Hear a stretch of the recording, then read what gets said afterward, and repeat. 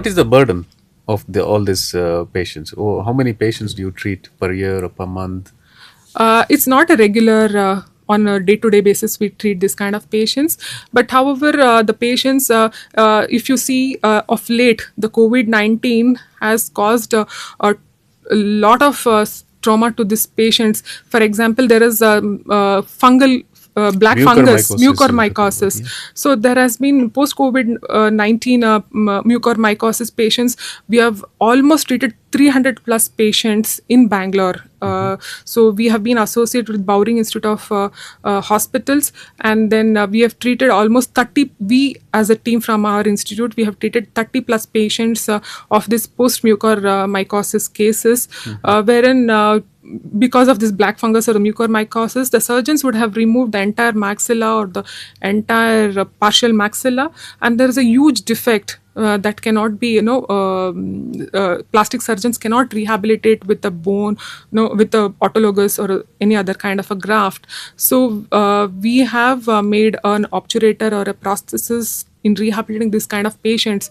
So this was a situation when we got an opportunity to restore this kind of patients conventionally with the prosthesis and the implant treated prosthesis with the zygomatic implants, pterygoid implants. We were able to do all this implants and then treat prosthetically this kind of patients. So thereby we improve quality of life in these patients. The confidence is restored. So these are the kind of patients. Maybe these patients are not everyday patients, but then at times when they come with a missing ear or a nose or an eye or a defect in the maxilla mandible, we take an opportunity and treat them well.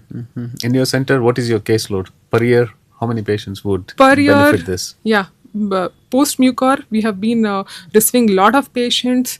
Okay, maybe 15-20 patients per year of New this kind of patients will get added on new this. patients, and follow-up cases are there. They'll be going Yeah, on, isn't we it? keep starting with an interim process, that's the temporary processes we give to the patient, so that the patients are get accustomed to this kind of a processes, and then slowly we shift on to the definitive processes, and then we are doing well. And these things, are they affordable?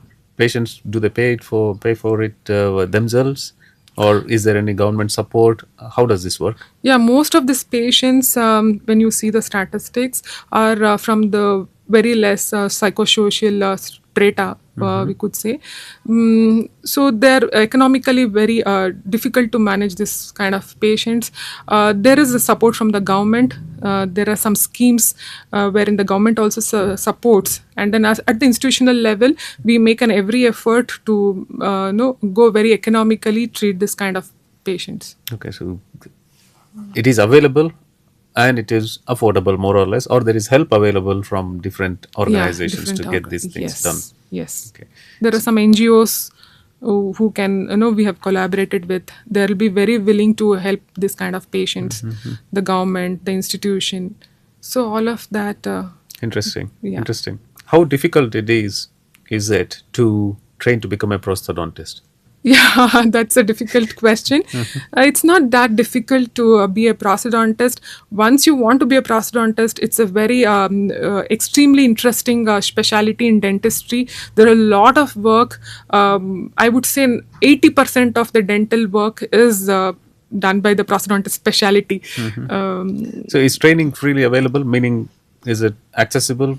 Can they train in any city, or how many training centers are there for prosthodontics? Yeah, a lot of training. All the postgraduate institute have this prosthodontic specialty where postgraduates are trained to be a specialist. It's available, and then it's nice to do. You've been training as well, isn't it? Yeah, I'm in academic institute. So we do train the undergraduates, postgraduates. We are the PhD instructors as well. So it's wonderful to be in academics, teaching prosthodontics. Nice. How do you inspire students to take up prosthodontics? Yeah, we are an inspiration, or a prosthodontist are a true inspiration, because reconstructing life restoring them back to normal life. Dignity. Isn't Dignity, it? The yes. patients can go back with dignity. Socially they can participate, their confidence is restored. So we do a lot of difference. We stand apart in treating this kind of patients. So that's why the junior dentists get inspired seeing us. They also would like to do this kind of work and make a difference in the society. So talking about this prosthetics, what all you rehabilitate as a maxilla, mandible, eyes, ears, anything else Yeah. that you do reconstruct Yeah. and help patients out? Yeah, basically we are trained to replace the missing teeth and the oral structures. So a single tooth missing could be, or a multiple teeth missing, or the patient doesn't have a complete set of teeth, the natural teeth. So we rehabilitate and restore this kind of patients. If there is a single missing tooth, there is an option which can be a removable prosthesis. The patient doesn't want an elaborate surgical procedure where he has to undergo for replacement of an implant. So it can be a simple removable partial dentures that can be used to replace a single missing tooth. Or the patient insist, or we advise a patient to go for it. It's nothing like a definitive option. So when the patient wants a definitive treatment option, there is some treatment option that is called as a fixed partial dentures. If it is single tooth missing, we take support from the adjacent good teeth, and then we give him a bridge. It's called as a fixed partial denture. Taking support from the adjacent teeth, we replace a single missing tooth. That's called as an FPD. So if the patient doesn't want his natural teeth to be touched, receive an artificial crown, so we have a treatment even more definitive option that's trending, and then it's most happening kind of a rehabilitation in dentistry as of now is the dental implants. So you place if a single missing tooth is present, situation is like that, then you go in for placement of a dental implant, where you surgically drill the bone, place a titanium implant, leave it for 2 to 3 months, and then you restore with the crown over the implant. So that works wonders, provided the host responds well. Is free of any systemic disease like uncontrolled diabetes or uncontrolled or unmanageable kind of cardiac disease or something like that. We avoid, that's an absolute contraindication. There's a lot of absolute contraindications. If the patient is fit enough to undergo this dental treatment, it's nothing like that. It works wonders. This is about single tooth or double tooth you're talking about. What if there is entire dental set is worn out, age related or something? How do you deal with these patients? So if it is, I spoke about single missing tooth or a multiple missing tooth, depending on the clinical situation, we go for a removable partial denture or a fixed partial dentures. If the clinical situation is wherein the patient has absence of complete set of his natural teeth, so he's called as a completely edentulous patient. So there is an option called as a complete dentures. That's the removable dentures where we commonly see patients wearing them. So complete dentures we fabricate. Therein we are restoring the complete set of his missing natural teeth, where he can function well. It looks also good. The aesthetics and functions are restored.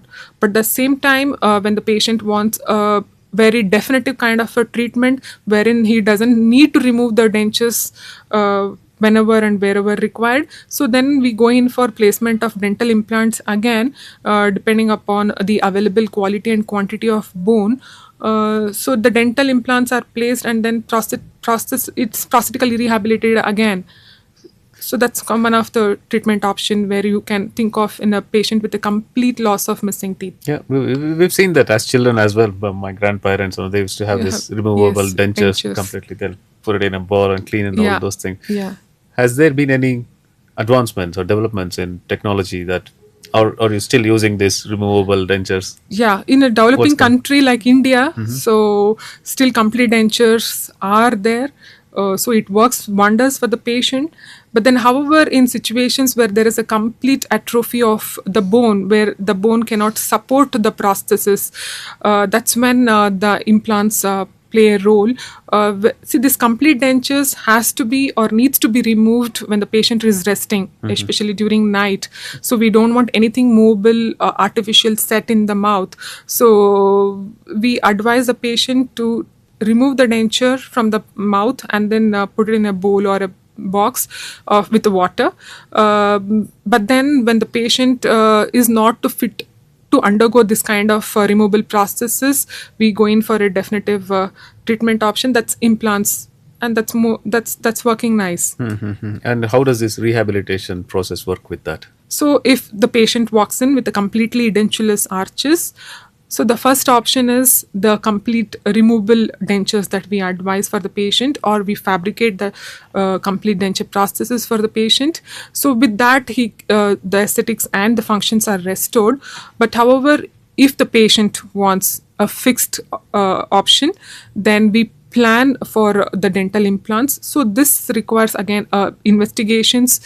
So we go in for complete blood picture, is bleeding time, clotting time, all the blood comorbidities, everything is to take into all of account. the investigations are done with his general health investigations, including his diabetes, hypertension, the nutritional deficit, all of which can really cause problem again if we go in for surgically placing an implant. So the implants might not take up well. So once we rule out or evaluate a systemic health, once it's fit to undergo for a surgical procedure, then we go ahead, take a scan, 3D scan, or the CBCTs to just see the quality and quantity of bone that can support this kind of dental implants.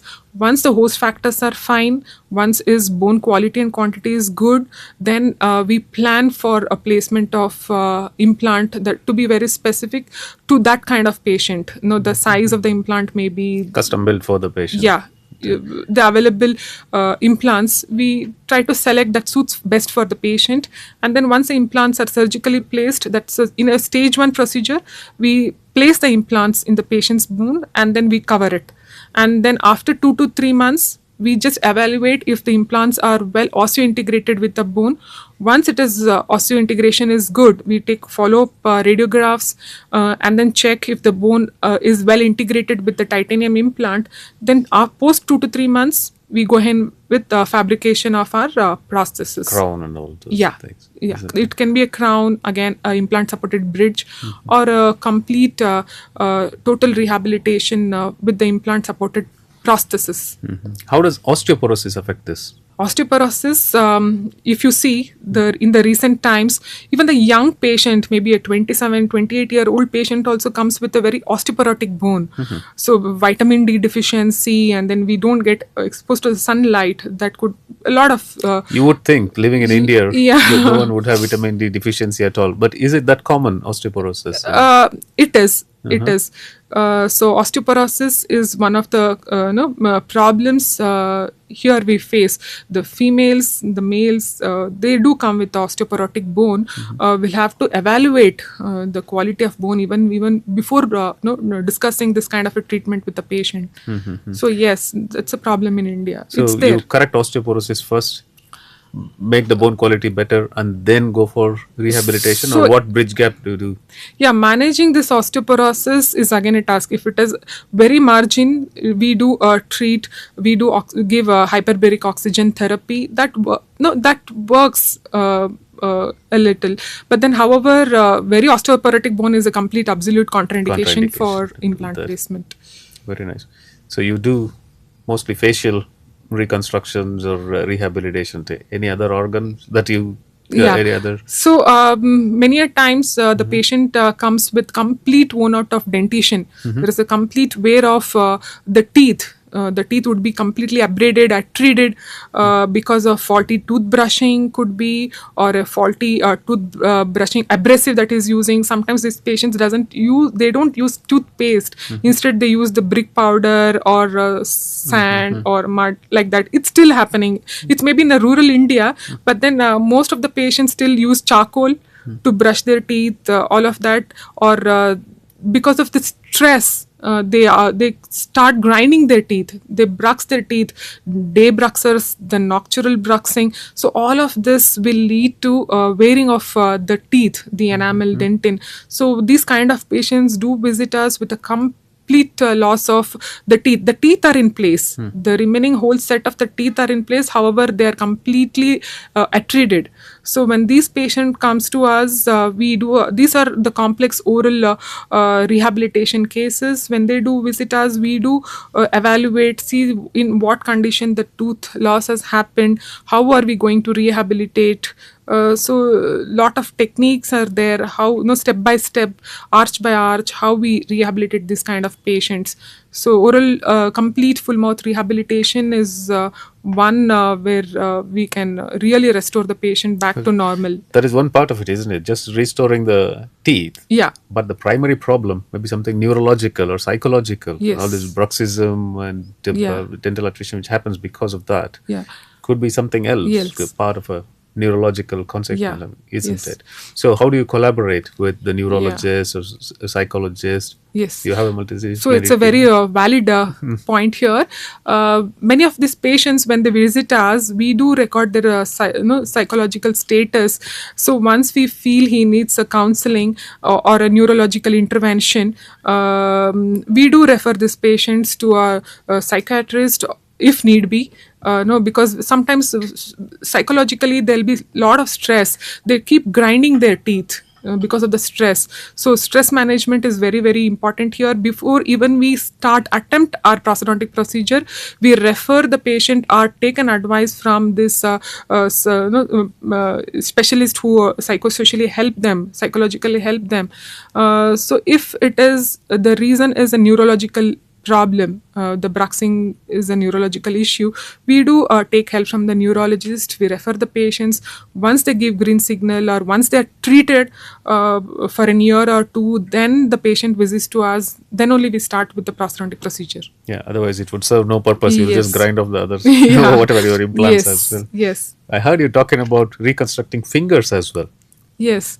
How did you come up with reconstructing fingers now? So because we prosthodontists, we are so skilled. I'm proud to say that we are so skilled, and then we know the material science. Because of the material science knowledge, and the prosthodontics is basically where the science integrates with art. So because we know the material science, and then we are so skilled in doing the art, we are so artistic, I would say. So we have extended our role in just rehabilitating a single tooth to a full arch rehabilitation, to rehabilitating the craniofacial defects. Even when the patient present to us with the missing digits, we rehabilitate them. We fabricate, we use a silicon, medical grade silicon material to fabricate finger prosthesis. So when the patient visits to us with an amputated, it can be an accident, machine cut, or any kind of injury that has caused trauma, and then patient is missing half of his fingers. We do consult an orthopedician. We take their advice. We get the scans done, the X-rays done, and then we plan to place a maxillofacial implants. Again, these are very different from the dental implants. So the lengthwise, the widthwise, the design. So with the surgeon's help, we are placing these implants in the fingers, and then once it integrates, again 2 to 3 months, maybe 4 to 6 months. So we keep evaluating at stages how well there is integration between an implant and the bone, and then once it is all fine, then we fabricate this finger prosthesis with the silicone. That's one option. If the patient is not suitable for implant placement, then we can use this rings or any kind of a mechanical retention that can hold the finger processes that we fabricate with the medical grade silicons to be in place.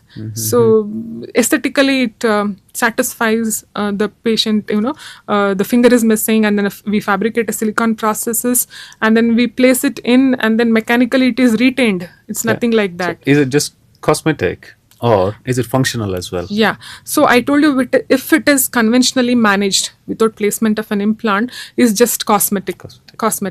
If at all, if we place an implant and then make a prosthesis over it, Yeah, so that's when it becomes more definitive. The patient, because a retention is more effective when you place an implant, it is combined with the magnetic keeper between the implant and the silicon processes.